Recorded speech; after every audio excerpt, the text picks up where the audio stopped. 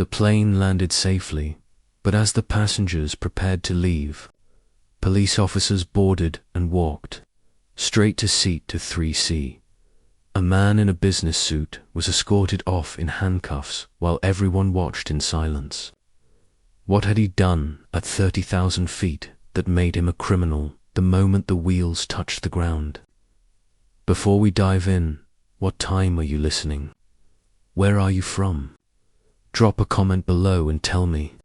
And please like and subscribe for more videos like this. Marcus Chen had been traveling for 18 hours, 2 layovers, 3 different airports, and now finally he was landing in Boston. He worked as a software consultant, and this trip to Singapore had been exhausting but profitable. His company had closed a major deal, and Marcus had been the lead negotiator. He was tired, his back ached, and all he wanted was to get home to his apartment, take a hot shower, and sleep for 12 hours straight. The flight from London to Boston had been packed. Every seat was taken. Marcus had managed to get an aisle seat in row 23, which gave him just enough room to stretch his legs occasionally. The passenger next to him was a quiet, elderly woman who spent most of the flight reading a paperback novel. Across the aisle sat a young couple with a toddler, who thankfully slept through most of the journey, 3 rows behind. Marcus sat Detective Sarah Walsh. She was not in uniform. She wore jeans and a simple sweater, her badge tucked safely in her carry-on bag above her head. Sarah had been working a case for 6 months, a fraud investigation that had taken her across 2 continents. The man she had been tracking had stolen over $2 million from dozens of victims through an elaborate investment scheme. He promised huge returns, showed fake portfolios, and convinced people to trust him with their life savings. Then he disappeared. Sarah had finally tracked him down in London. She had worked with international authorities to confirm his identity and location, but she could not arrest him there. The extradition paperwork would take months. However, she learned he had booked a flight back to the United States. He thought he was safe. He thought no one had found him. So Sarah booked a seat on the same flight. She sat 3 rows behind him and watched. She waited. The flight had been uneventful. Standard meal service, a mediocre movie selection, and the usual hum of recycled air and jet engines. Marcus had worked on his laptop for a while, reviewing notes from his meetings. Then he had watched a documentary about ocean exploration. Eventually he fell asleep, his head resting against a small airline pillow, his noise-cancelling headphones blocking out the world. When the pilot announced their initial descent into Boston, Marcus woke up. He stretched as much as the cramped space would allow. He folded his laptop, put it in his bag, and waited. The landing was smooth. The plane touched down gently and taxied toward the gate. Passengers immediately began reaching for their bags, standing up even though the seatbelt sign was still on, all eager to exit and get on with their lives. But then something unusual happened. The pilot made another announcement. His voice was calm but firm. He asked everyone to remain seated. He said there would be a slight delay before passengers could depart. No explanation was given. Just remain seated. People grumbled. They checked their phones.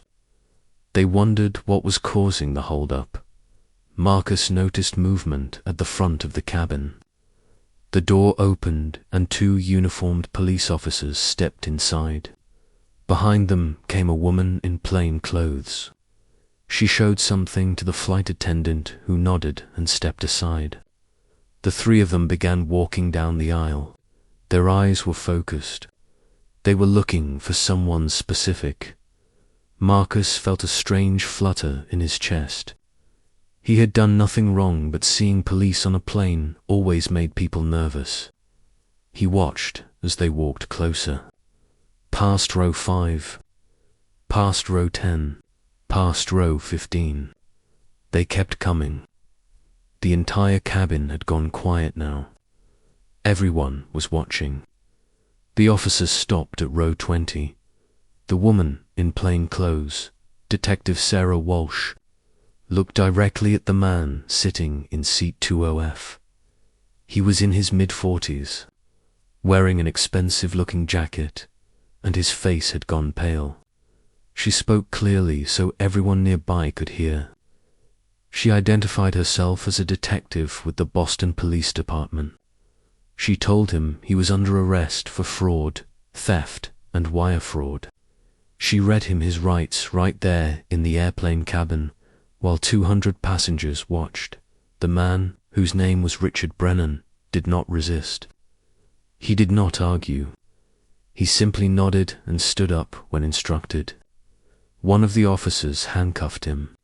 His hands were pulled behind his back, and the metallic click of the cuffs echoed in the silent cabin. A flight attendant retrieved his carry-on bag from the overhead compartment. The officers took it. Then they escorted him down the aisle toward the exit. Marcus watched the whole thing unfold just 3 rows in front of him. He could see the man's face as he walked past. There was no anger there. No defiance, just resignation, like he had known this moment was coming eventually. The man kept his eyes down as he was led off the plane. The police officers followed closely behind him. Detective Walsh brought up the rear, her expression professional and neutral. After they left, the cabin remained quiet for several long seconds. Then the whispers started. People began speculating about what they had just witnessed. The elderly woman next to Marcus leaned over and said she had never seen anything like that in 40 years of flying. Marcus nodded. He had not either. It was surreal. The flight attendants tried to restore some sense of normalcy. They announced the passengers could now but everyone was still processing what had happened. Marcus gathered his belongings and filed off the plane with the other passengers. As he walked through the jet bridge, he could see Richard Brennan in the distance. He was standing near a security checkpoint, still handcuffed, surrounded by officers. Airport security had cordoned off a small area to keep curious onlookers away. Marcus kept walking. He had no connection to that man. He did not know his story, but he could not stop thinking about it. When Marcus reached the baggage claim area, he spotted the detective from the plane. Sarah Walsh was standing off to the side, talking on her phone. She looked tired but relieved. Marcus found himself walking toward her. He was not sure why. Maybe it was curiosity. Maybe he just needed to understand what he had witnessed. He approached carefully and waited for her to finish her call. When she hung up, he introduced himself. He told her he had been sitting near the man who was arrested. He asked if she could share any details about what had happened. Sarah looked at him for a moment, sizing him up. Then she decided he seemed harmless enough. She explained that Richard Brennan had been running an investment scam for 3 years. He had convinced 68 people to invest with him. Most of them were retirees who had saved for decades. He took their money, forged documents to make it look like their investments were growing, and then used the funds for himself. Luxury cars, expensive trips, a vacation home in the Caribbean. He lived like a king while his victims watched their savings. Disappeared. Sarah had been assigned to the case after one of the victims filed a complaint. That victim was a 72-year-old woman named Dorothy Campbell. She had given Brennan her entire retirement fund, $215,000. When she tried to withdraw some money to pay for medical treatment, Brennan kept making excuses. He said the markets were volatile. He said there were processing delays. He promised the money would be available soon. but it never was. Dorothy eventually went to the police. Sarah spent months piecing together the evidence. She tracked bank transfers, interviewed victims, and built a comprehensive case. But by the time she had enough to make an arrest, Brennan had fled the country. He went to London thinking he could start fresh there. He did not know that Sarah had contacted Interpol. He did not know she had been monitoring his movements. When she learned he had booked a flight back to Boston, she saw her opportunity. She could have had him arrested at the airport upon arrival. But she wanted to make sure he did not have a chance to run again. So she boarded the same flight and kept watch. She coordinated with local police to be ready when the plane landed. Everything went exactly as planned. Brennan was now in custody and would face trial for his crimes. Marcus listened to the whole story. He felt a mix of emotions: relief that justice was being served, anger at what Brennan had done to those people, sadness for the victims who had lost everything. He thanked Sarah for sharing the details and wished her luck with the case. She nodded and said she hoped this would bring some closure to the victims. Then she walked away to join the other officers. Marcus collected his luggage and headed toward the exit. The airport was busy with travelers coming and going, oblivious to the drama that had just unfolded. He stepped outside into the cold Boston air.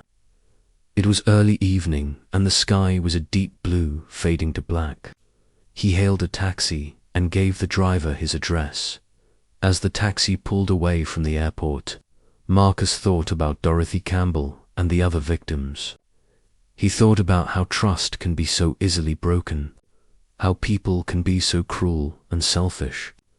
But he also thought about Detective Sarah Walsh and how she had refused to give up. How she had spent 6 months tracking Brennan across the world because she believed in justice, because she wanted to help people who had been hurt. The case went to trial 4 months later. Richard Brennan was found guilty on all counts. The judge sentenced him to 15 years in prison and ordered him to pay restitution to his victims. It would not be enough to cover everything he had stolen, but it was something. Dorothy Campbell attended every day of the trial. When the verdict was read, she cried, not just from relief, but from exhaustion. The whole ordeal had taken so much from her. But at least now she had answers. At least now the man who had ruined her life would face consequences. Sarah Walsh testified during the trial. She presented all the evidence she had gathered: bank statements, emails, forged documents, witness testimony. The case was airtight. Brennan's defense attorney tried to argue that his client had made poor investment decisions but had not intentionally defrauded anyone. The jury did not believe it. They saw through the lies. After the trial, Sarah received a letter from Dorothy. It was handwritten on plain white paper. Dorothy thanked her for never giving up. She said that knowing someone cared enough to fight for her had restored some of her faith in humanity. She said she would never get back the money she lost, but she had gotten something more valuable. She had gotten justice. Sarah kept that letter in her desk drawer.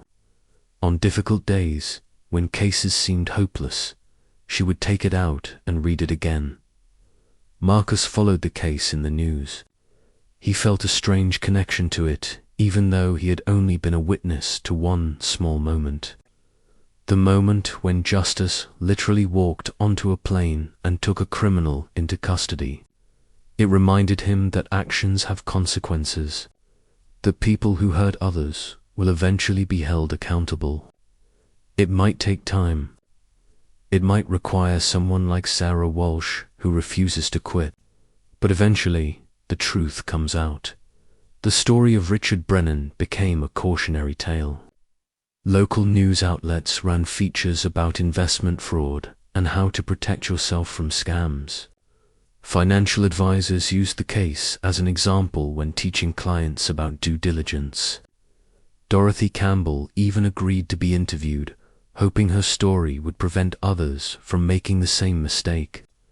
She spoke about the warning signs she had missed, the promises that seemed too good to be true, the pressure Brennan had put on her to invest quickly before missing out on opportunities. Sarah continued. Her work as a detective. The Brennan case was far from her last. She worked fraud, theft, and white-collar crime cases. Each one had victims whose lives had been upended. Each one required patience, determination, and skill. But Sarah was good at her job. She understood that behind every case file was a real person who had been hurt. Someone like Dorothy who deserved to have someone fight for them. Years later, Marcus would still think about that flight occasionally. About the moment when the police walked onto the plane. About Richard Brennan being led away in handcuffs. About how an ordinary flight became the setting for extraordinary justice. It reminded him that life is full of unexpected moments, that sometimes you witness history being made in the most unlikely places, that good people exist who dedicate their lives to protecting others. So, if you like this video, please like and subscribe for more videos like this.